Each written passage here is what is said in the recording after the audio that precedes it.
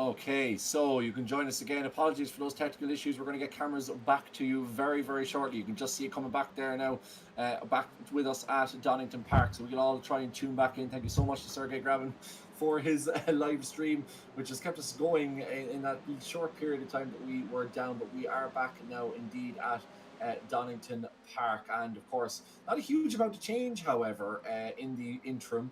Brandon McGaughan leading the race ahead of Rory O'Shea, Jason Smith in third, Jason Cooper in fourth, Ronan Doherty in fifth, then Dylan McClemens, Jordan Kelly, Sergey Grabin, Peter McCann, and Joao Castro. And we just started talking after, unfortunately, the stream dropped, Evan, that Jordan, despite the fact that he's had a great opening races, as Ronan has a very big moment there heading down the Grainer curves into the old hairpin, managing to holding it together.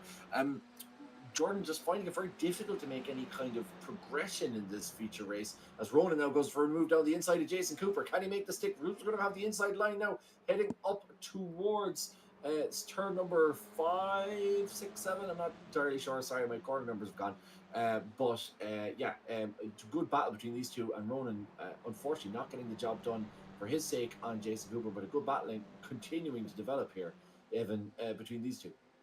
Yes, a bit of lap traffic almost got in the way as well, but Cooper's going to have to defend from Ronan Doherty now, who has finally got up to speed, it seems, here in the wet conditions of Donington Park. Backs out of it, has his teammate Dylan McClemens right behind Cooper. Not the best run for the chicane, but seems like Doherty was a little bit squabbly as well. So Dylan McClemens might even look for the move down the inside here. Finished on the podium in heat number 1 and in heat number 2, so would like to try and repeat that. Conor Melia and Dylan's brother Sean McClemens having a battle for 11th and 12th.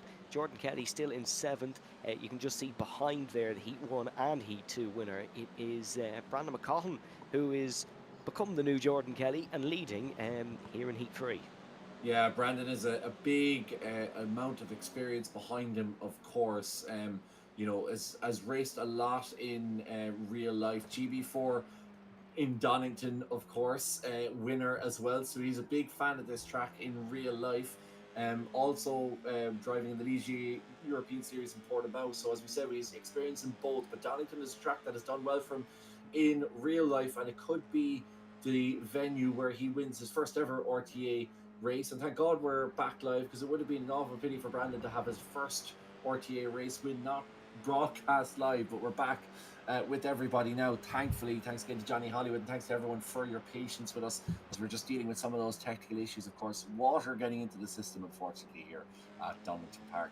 Very heavy rain we've experienced in Leicester here today, and these things can go wrong from time to time.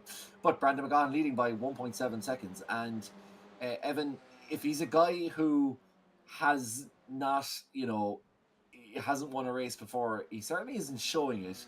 Very calm and controlled and enjoying that position in the 69 car. Yeah, sorry folks, I stood in the cable. That's why we went down.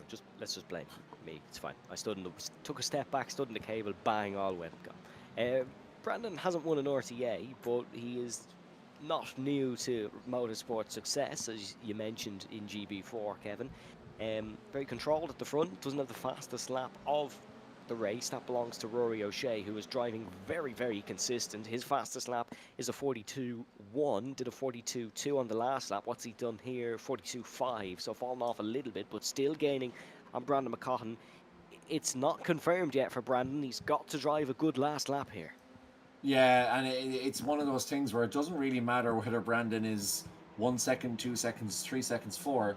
If he slips or makes a mistake or he runs off track with these wet conditions, it's so difficult. You spend so much time trying to get the car back on it, the correct course of action. So you could still potentially lose it all.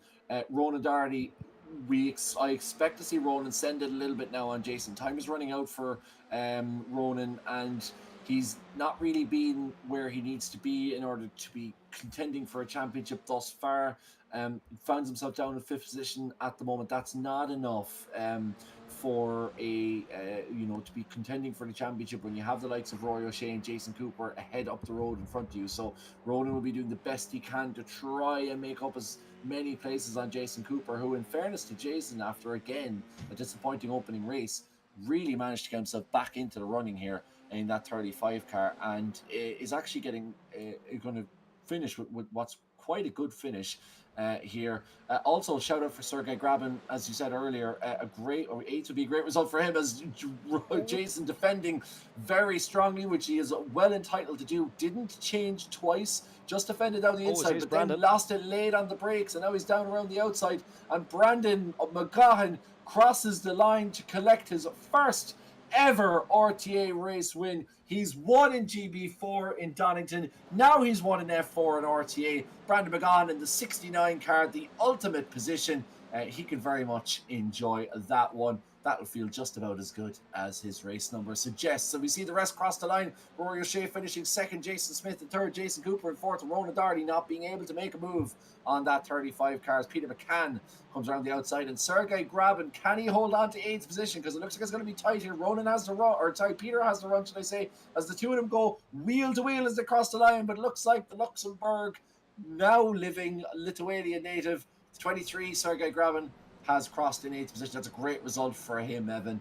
But Brandon McGahan, his first ever race win in RTA Donington, has served him well. It has indeed. Great win for Brandon McGahan, winning by 9/10 of a second over Rory O'Shea. Great last lap for Rory, but it just wasn't able to take it. Here's a couple of the minor placings coming across the line. A couple of positions gained for all these guys. Jacob Hobbs up 9 to 15. Kevin Joyce up 3 to 16. Phil Upson, even with a good race, up to 21st, still 4 spots gained. There was problems in that one for Logan Hoy. Robbie Callahan, of course, as we saw. Robbie actually picked up damage as well, I believe, in that opening lap collision. That is why he fell down the order. But Brandon McGahan takes the race win. Yeah, superb stuff from Brandon McGahan. Our race winner for the final heat of round 2 of a very wet second round of the RTA F4 Championship here at Donington Park. Brandon McGahan taking us over the line in the 69 car. Then Rory O'Shea in the 81 High Prix, managing another set of consistent results in that 81 car, followed closely by friend and foe and compatriot Jason Smith in the 26. Then fellow Jason Cooper to finishing 4th in the 35 Swift Cooper. Then we have a bunch of DDR cars, or a duel of DDR cars. Ronan Doherty and Dylan McClements. Another good solid round for Dylan. Obviously not contending for race wins, but at least finishing in the top 10 after last week's disappointment. Jordan Kelly having a disappointing and probably frustrating final race in the Team Dolan, seeing some of the other cars disappear down the road while he finished in 7th. Then Sergei Grabin, who's up 9 positions from where he began in the final race, up to 8th position. A good strong showing from him in the 23 Slow and Confused car. Then Peter McCann, the first of the RA Racing cars, in number 18. He finished in 9th position, followed by Joao Castro in the 21 car. Obviously, I know Jordan Kelly is also running a VRA Racing, but he hasn't run it down on STK, so it doesn't exist. Conor Melia in number 11, disappointing spin in the last race, but did well to recover, then followed by Sean McClements, who did well. Sean, very frustrating race in race number 2, did well to get back up into the top 15. Followed by Tony Stack, then Luke Cooper, Jacob Hobbs, Kevin Joyce, Dermot Toomey, Simon Hutchings, Andrew Murphy and Josh Henry rounding out the top 20 in the 401 car. So that is us for the feature race. We also have Phil Upson, Dara Halley, Brian McCarthy, Robbie Callahan, Martin McGonigal and Logan Hoy to finish off the final standings. You can see them coming in here. A lot of them didn't make the end of the race, a lot of the DNFers. Particularly disappointing for Robbie Callahan, having started on P1 to finish 10 laps off the leaders. I know, obviously, after disconnecting, very disappointing for him. But we go to a man who had a much more promising race, a much better race. Brandon McGahan joins us in the commentary booth.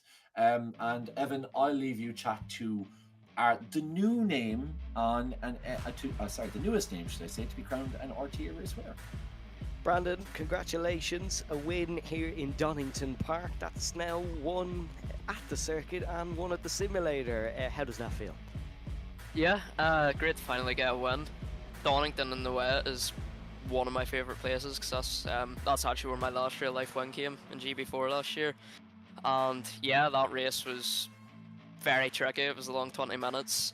Got to the lead in lap 1, and then Rory O'Shea and Jason Smith kept me very, very honest. Like, I was driving qualifying laps the whole time, and them two wouldn't give me a break. You know, they made no mistakes. So fair play to them, they both drove well too. We saw yourself have a little bit of an incident on the opening lap of heat number 1, but your pace in that race was still fantastic. Were you always confident that there could be a big result in this for you tonight? Yeah, I was hoping like this is probably the best pace I've had at any of the RTA rounds I've been to so far. So yeah, the start of this race, I had a touch with Robbie Callahan, and unfortunately I pushed him out wide. So yeah, it was unfortunate, but I knew I had to get to the front to use my pace really for in the wet here, like race 1 and race 2. In the early laps, you were just getting swamped, like with the low visibility and the dirty air and all. It was just the war zone, like. The season as a whole, then, talk to us about your championship endeavour. Yeah, so hoping to place well in the championship. Last year I came 4th in the LMP2, so obviously I'd like to get top 3 this year. Hopefully even first, but I'm a bit on the back foot. Well, I don't know how the points will set after this round. Hopefully I'll be somewhere around that top 3 mark. As long as I'm in contention towards the end, like, I'll be happy enough. Brandon, congratulations and thank you very much for joining us. Great, thank you. Kevin, I'm going to hand it back to you now to speak to second place runner Rory O'Shea.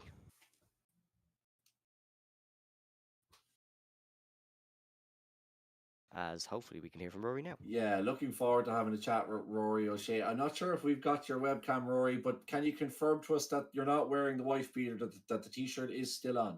Very much is still on, yeah.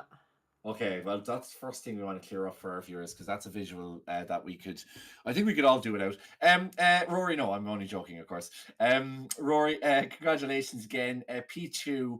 I was speaking earlier to Jordan and to Jason. This is obviously, you know yourself, you're a long time at this. It's a season of accumulation. And again, it's an evening where you've accumulated quite a lot of points, and in difficult conditions when other drivers may use this as a drop round, doing well in this round may give you a little bit more flexibility going down the road. Yeah, sure. That was kind of my attitude going into it. Like, it's so easy to make a mistake, especially in the wet, like just to lock up a corner and go straight on. And like I did do that in race 2, but I kind of managed to get away with it, not too bad. So especially behind Brandon in race 3, I was kind of happy enough just to sit behind him and just pick up the points, because yeah, like you said, it's going to be a long season. I think it could have been very easy for this to been to drop around, you know. Yeah, absolutely. And like, I know obviously you were probably a little bit off. You had Jordan in front of you, and then obviously Brandon at the end. Were you surprised by Brandon's pace? I kind of felt like, given your praise so far, that you might have fancied yourself having a shot off him, but actually he ended up quite a bit down the road, which was a kind of a surprise for me. I don't know if it was for you. Yeah, I wasn't really surprised. Like, I think he qualified in practice. He was doing really well. I think maybe he'd had a bad qualifying and was stuck down the grid. So when he was on up the front for the reverse, I wasn't surprised. And on the first lap of race 3, I made a few mistakes, and that's how he got that 2-second gap. But I was not able to really reel him in because me and him were so equal on pace. But I was surprised that me and him pulled away from the rest of the field so much. But I think that's because me, him, and Jason really didn't make any mistakes, and the guys behind must have been doing so.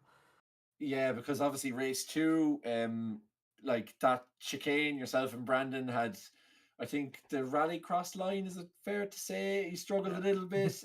What was it? Something particularly about that corner that was really catching you out?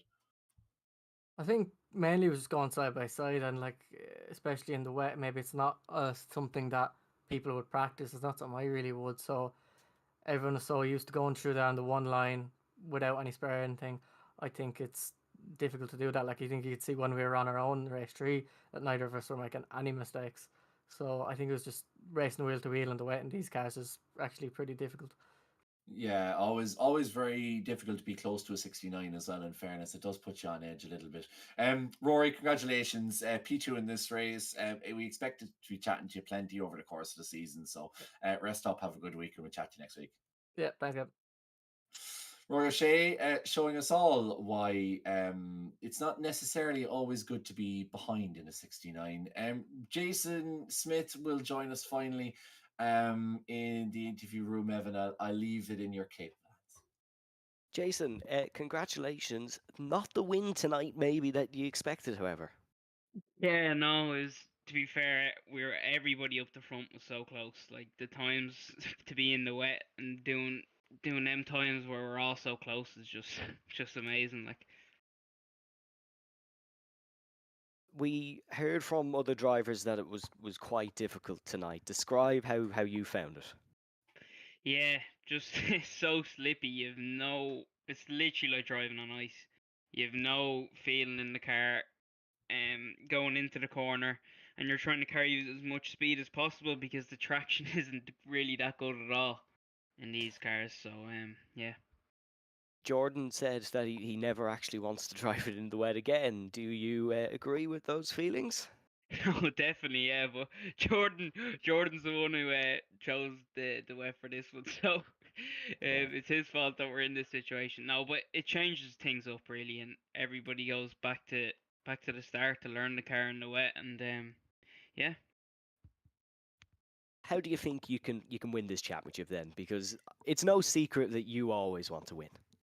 Yeah, to be honest, not being my normal self, really being so aggressive and going for moves where it's more of a 50-50 or a bit of a dive bomb or anything like that, just to rack in the points like I did today, to be honest. And yeah, just keep on having weekends like this, trying to outscore Rory and Dylan and Ronan and everything like that. Jason, thank you very much for joining us. Congratulations on the podiums. Thanks, guys. Have a good one. So good great to hear from our Sorry. interviewees there. Oh, sorry, Kevin. My apologies. Stepped on Same each other idea. again. Yeah, apologies. I was just going to say I think we were literally about to do the same thing. But it is great to hear from the top three, Evan, and I think a lot of them will be very happy to be putting this round behind them. Yep, I think so. I think I think all of us will be happy to put this round behind us. Yeah, it didn't exactly entirely go to plan for any of us, but again, thank you so much for your patience with us. Let's have a quick reminder of where we are going indeed next week, because an 8-race season. We're in Donington at the moment after our first opening round in South America. We do have a little bit of a small European jaunt over the next couple of weeks on the RF4 calendar. So as you can see, we started last week in the Autodromo Jose Carlos Pache, which I pronounced incorrectly the first time around. This week in Donington. Next week we go to Austria at the Red Bull Ring in a track, Evan, that we don't really get to race too often on the service. No, we don't. It's sort of tracks you see a lot in global motorsport, but not necessarily here on RTA or on iRacing. The Red Bull Ring, one that I've never commentated an RTA race around. I didn't know about yourself, Kevin, but I'm very excited for that one next week. Yeah, it's going to be a great one, and a very tight circuit, of course, notoriously short as well. So plenty of on-track action we can expect from that. Lots of elevation as well. Hopefully a dry day, but no guarantee of that when a server's in the hands of Jordan Kelly. And we have one final job to do before we sign off this evening. Apart from keeping the stream online, which is a very important job, we have to nominate our driver of the day. Now, I am going to be slightly biased in my driver of the day.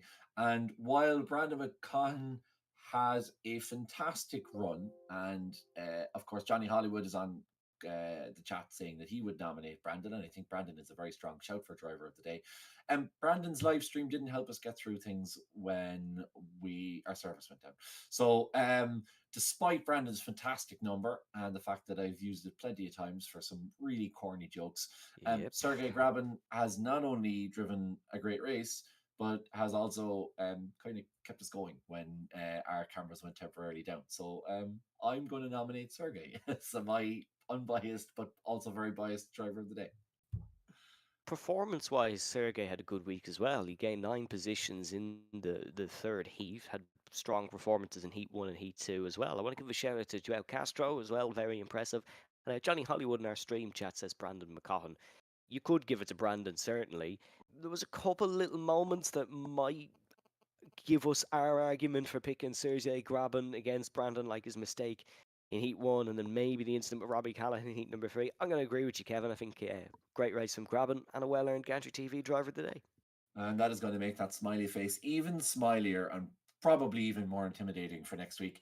So Sergei Grabin wins our RTA Gantry TV driver of the day. That is making its way to Luxembourg as we speak. And of course, next week we head to the Red Bull Ring in Austria for the third round of the RTA F4 Championship. If you do want to keep an eye on what's going on, or if you want an update on the point standings thus far, you can head to rtavirtualmotorsport.com for that.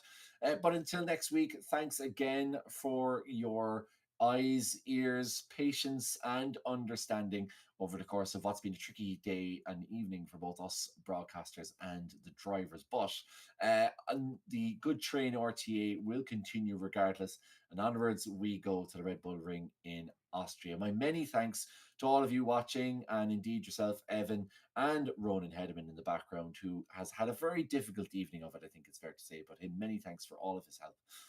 And many thanks to all of you for watching. We will be back same time next week at the Red Bull Ring in Austria for round 3 of the RTA F4 Championship. But until then, slán go fóill.